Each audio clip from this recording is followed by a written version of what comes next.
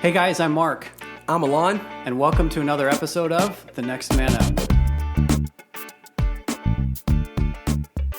Hey listeners, it's Mark. So glad to have you with us for another episode of the Next Man Up podcast. Thank you for giving us some of your time this way and for joining this conversation about how we can help fathers and help boys to really press into what manhood looks like and how to do it well, both for ourselves and for the generation coming behind us. So we're thankful that you are with us once again, and look forward to having you with us throughout this episode. And my sidekick here, Alen, back with me. Yeah, this is good, man. This is what it's like the sixth one in a row that we've seen each other. Yes.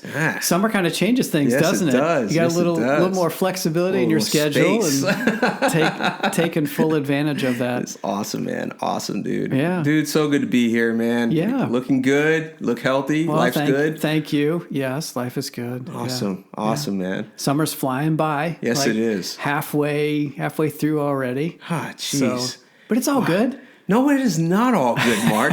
It is not all good. I'm the realistic one here. Well, so see, like my summer schedule doesn't change so much. Okay. Your summer schedule is significally different. It is. I just keep plugging away. I guess it's perspective. It is perspective.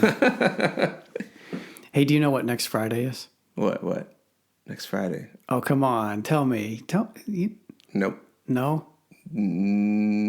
So 25 years later... 25 years. Disney is bringing back one of their best movies of all time.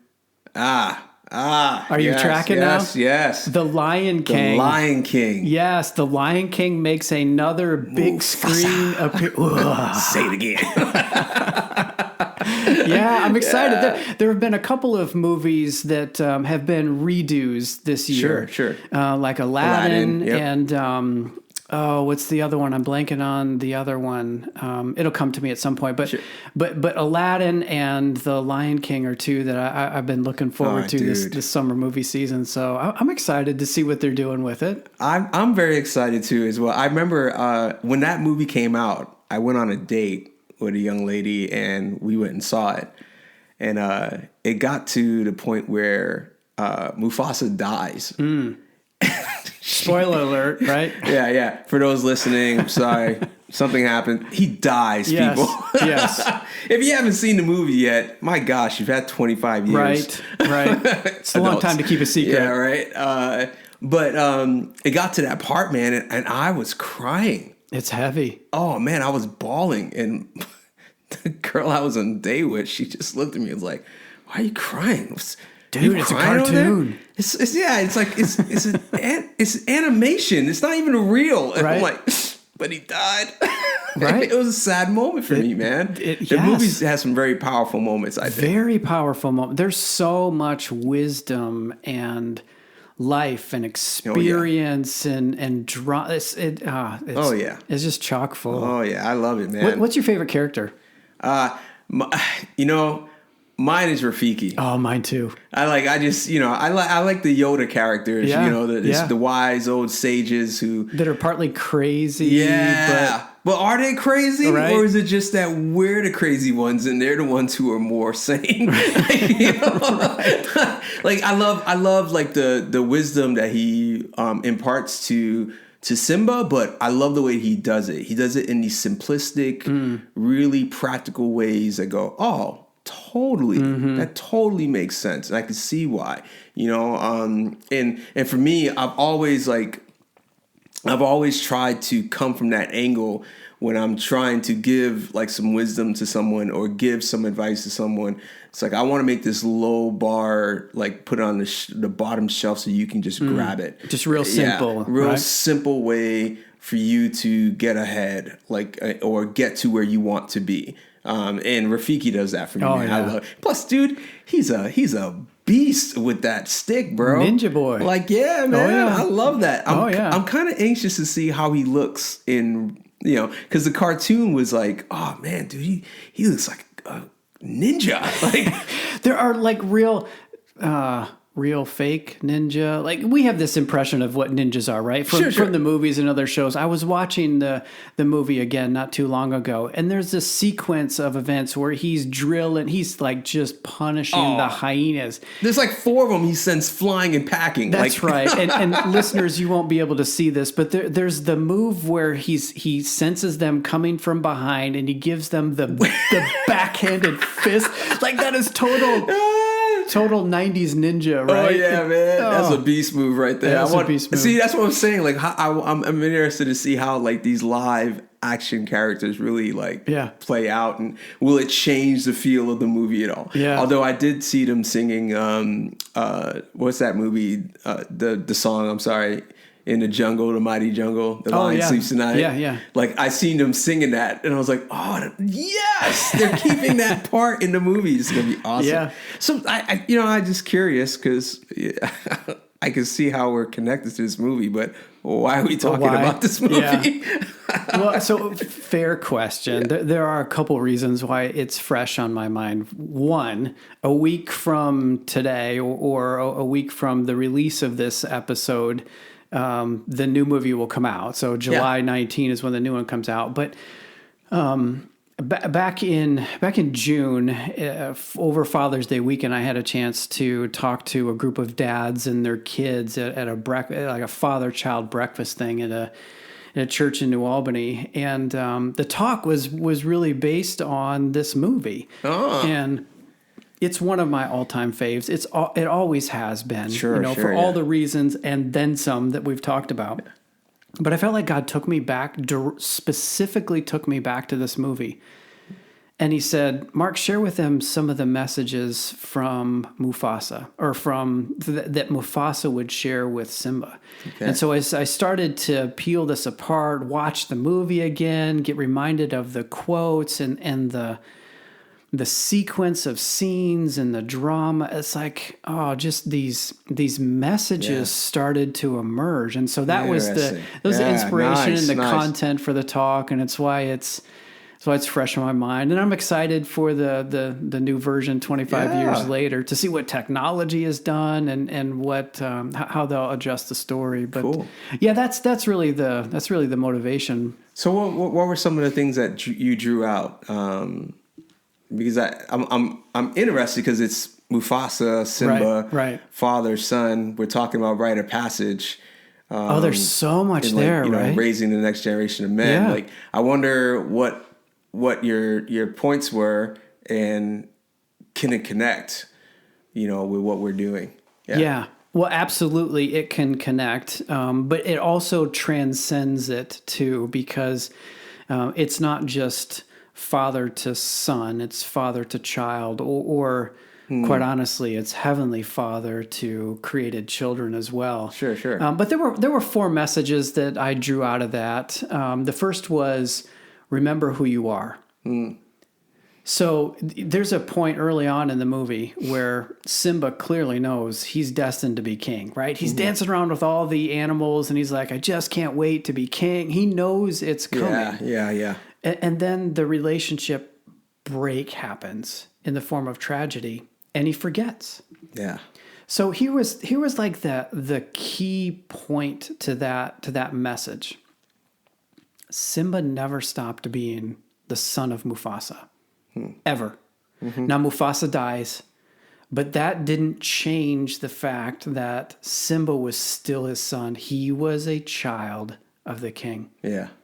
So the message then is, remember who you are. And once Simba began to remember who he was, the whole story changes. Oh, yeah. Right? That's that great pivot moment where he leaves Hakuna Matata and then begins to point more toward, I'm more than this. Yeah. Anyway, it was just a powerful message, because that's cool, man. I like that. Just because we forget doesn't mean it isn't true. Yeah. Or if we are not living in the awareness, like the prodigal son story from the Gospels, right? That boy never stopped being the son of that father. Yeah. Just because he separated himself from the family and swiped his inheritance and squandered it all, it didn't change the relationship. Now, the dynamics changed, and yes, there were consequences, but he never stopped being that father's son. Yeah, his behavior may have changed, but who he was at the core did not. And once he remembered who he was, he could then be restored to relationship with the father. Yeah. But it took that act of remembering and pressing in rather than, That's funny. pressing away. Now, thinking about, you've seen this movie, Alen, lots of times, but there are times where with my kids, I've said, dude, remember who you are. Yeah. Like, or a sense of like, that's not who you are. You don't want to travel down that road, and it's funny, but I'm wondering if subconsciously I was actually thinking of Lion King. Yeah. I'm Mufasa in the sky speaking to remember Simba. Who you are. I don't know who I am. Yes. But it's that's a great message, I think, that like the Heavenly Father has been pressing, at least with me, like over and over again in my life. Like, is like, Alen, remember who you are, man. Like you're more than what you think. You know what I mean? Your identity is laid in something way more richer than you think, But I press that message with my kids a lot. And I wonder, I bet you other fathers have as well. Oh yeah.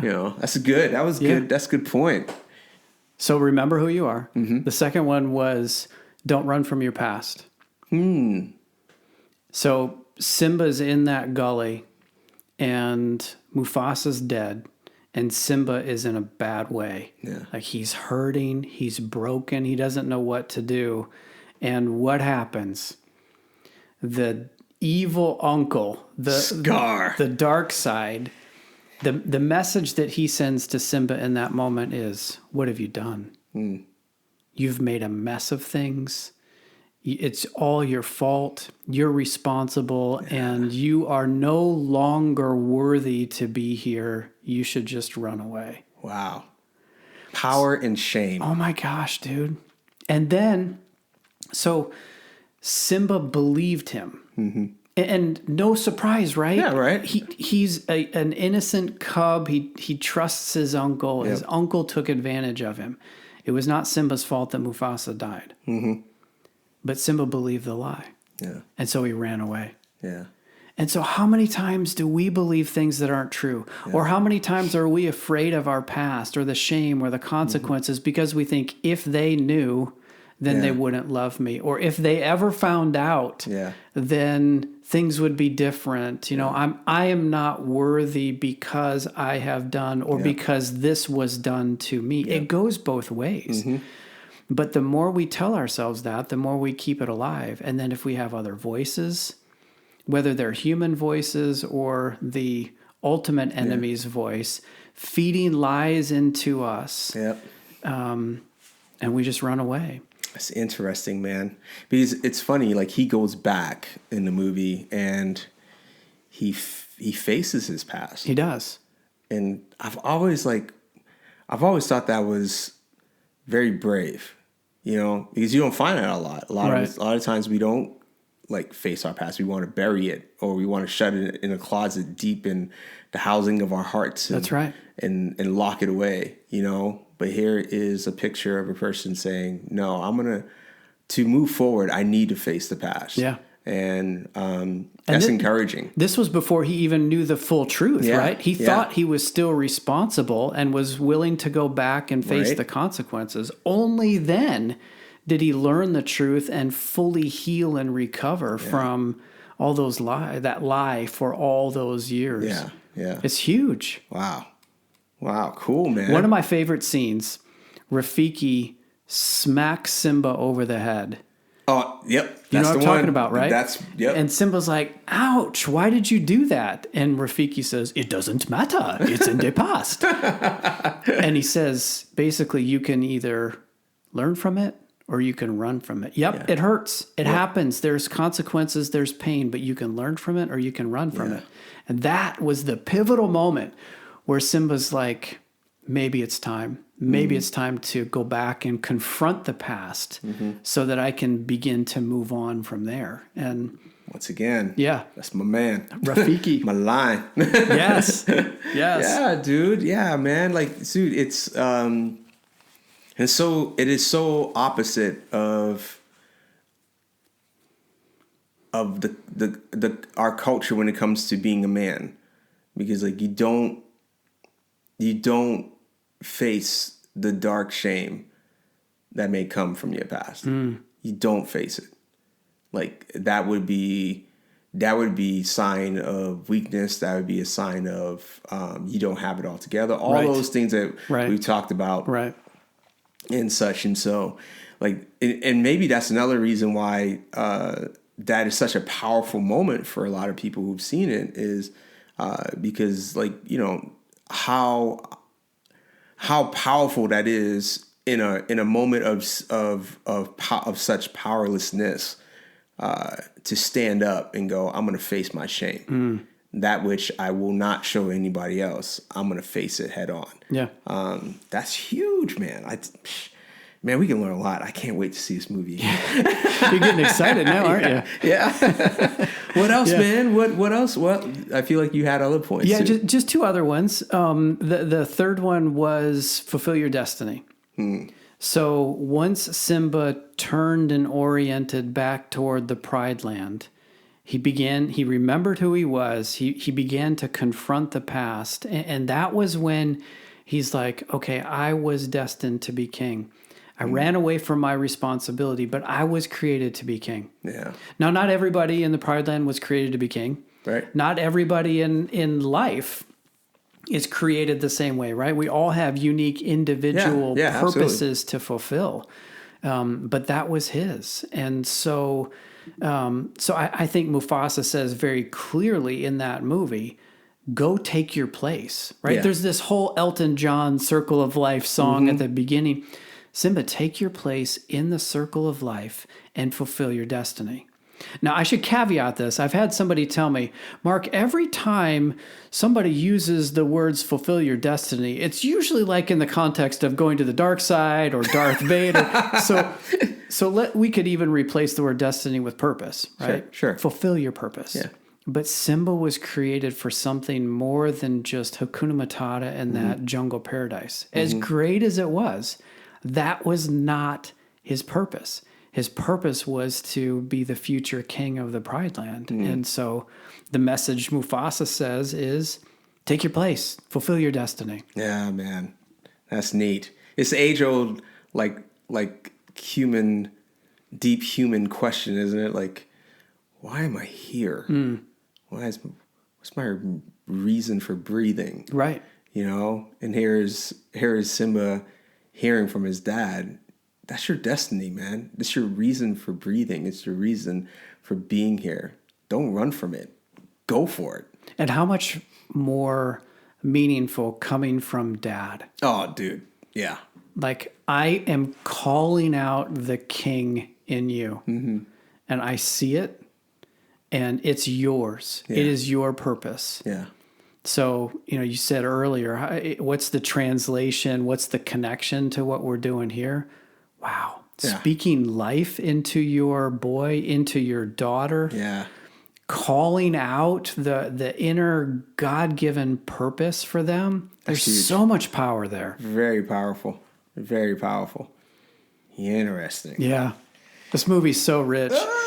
The last one was to love your kingdom. And I think it's worthy of defining the two words there, kingdom and love. By kingdom, Mufasa was not in love with the riches or in love with the location or in love with the palace or all of the materials. In fact, early on, Simba's making noise about, oh, I can get my way when I'm king. I can't wait to be king to do what I want. And Mufasa says, what? There's more to being king than getting your way all of the time. Yeah. So Mufasa demonstrated that the kingdom is really more about your sphere of influence, the people, the relationships, and obviously in his case, it was the animals, right? The circle of life dynamic, the environment. But I think the applicable message for us is, who are the people in your quote unquote kingdom? And then what does it look like to love them? Not just romance or emotion or feeling, but like that aspect of love that we can't easily describe in the English language just with that one 4-letter word, but the aspect that is a decision. It's an act of the will. It's a choice to put the benefits and interests of others over yourself. Love your kingdom. And so Simba goes back. He sets aside the jungle paradise, and he's got it made to some extent, right? He's got it made. Hakuna Matata. But he's like, no, that's not my purpose. I'm hearing a song in my head. I was made to love, right? It's a Toby Mac song. I was made to love my kingdom, and I've got to go back to the Pride Land to do it. Dude, that's sweet. Look at you little preaching machine. You know what? Usually when God gives us some inspiration and a message, it's for good reason. Yeah, man. And, this one, it aligned with a movie that I was already interested in and excited about. We quote lines from this movie regularly in my family. I imagine you're like this too. We speak movie in my home. Yeah. And this is one that comes to the top frequently. Amazing. But there's so much good material there. And I think what I didn't fully realize, Alen, until I started to unpack it, is just how similar it is to our own story. You know, we were created and we were in union, and it was perfect. Yeah. And then that union was broken, and we forgot who we were. And we've been trying to recover that identity of who we are ever since. And once you can embrace that past and begin to lean into who you are and your purpose, then out of there can flow this love for those that are around you. Well It said. so parallels our own human spiritual story. Yeah. It's just I didn't fully appreciate that till I was unpacking it. That's cool, man. That is really cool. Yeah. I love movies, and I think the really good ones are the ones that can really connect with me as a human being. Yeah. You know, that can speak to my experience. And the ones that do normally are the ones that I end up watching, tons of times over and over and become a classic to me. Because I can draw from them. I can draw like parallels, like just like you did with Lion King. I can draw connections and go, yeah, man, I could be more. Yeah. Yeah, right? Yeah. And encourage me to live life better. Yeah, that's good. That's wow. Cool, Mark. Yeah, I'm excited to see the new one. Yeah. I'd like to hear your thoughts. Maybe we could share our thoughts with each other. Absolutely. After we see it. Have a little comparison episode or something. Yeah, absolutely. Yeah. So anyway, it was a fun opportunity to share a message and be with some fathers and kids together over Father's Day weekend, and Cool. It's timeless, man. Yeah, man. The movie may run its course at some point. Sure. Disney's already gotten almost $1 billion out of the movie, and that's before the re-release. Good gosh. But the message is timeless. Yeah. So. Yeah. Good stuff, man. Cool. Good stuff. Well, listeners, thanks for being with us. If you got feedback, You can get us at feedback@thenextmanup.com. Maybe you don't care a thing about Lion King. Maybe you've got another movie. Maybe you're not human. That was Alen. You can get him at Alen. No, I'm joking. Yes, I'm messing around. Yeah, as always, just an invitation to join the discussion and however you feel led. So we welcome that. And with that, let's call it quits. And until next time. Yes. Adios.